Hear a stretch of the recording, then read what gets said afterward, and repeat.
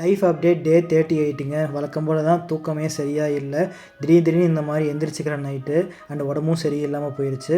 அதுக்கப்புறம் எந்திரிச்சு tea குடிச்சிட்டேன். Tea குடிச்சிட்டு இந்த நர்சரிலேருந்து வாங்கிட்டு வந்த பிளான்ட்ஸ்லாம் நெட்டலான்னு யோசிச்சு வச்சுருந்தேன். அதனால் இன்றைக்கி ஃபுல்லாக வந்து அது நெட்டாச்சு. இப்போ நான் கையில் வச்சுருக்கிறது வந்து L49 ரக கொய்யாங்க. அதையும் நட்டுட்டு அதுக்கப்புறம் வந்து பார்த்தீங்கன்னா இந்த 2 பூ நட்டுட்டு ரோஜா பூ இருந்துச்சு.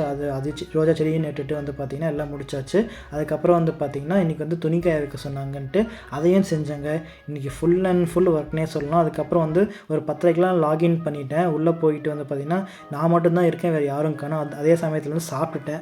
அதை சாக்கா வச்சுட்டு நான் வந்து உருளைக்கிழங்கு பொடி மாஸ் போட்டு சாப்பிட்டுட்டு வழக்கம் போல் ஸ்டாண்டப்ஸ்லாம் முடிச்சுட்டு அப்பா ஈரோடு போகலன்னு சொன்னாங்க ஃபேன் வாங்கணுன்னு. அதெல்லாம் ஒரு 1:15க்கெலாம் ஈரோடு கிளம்பியாச்சு.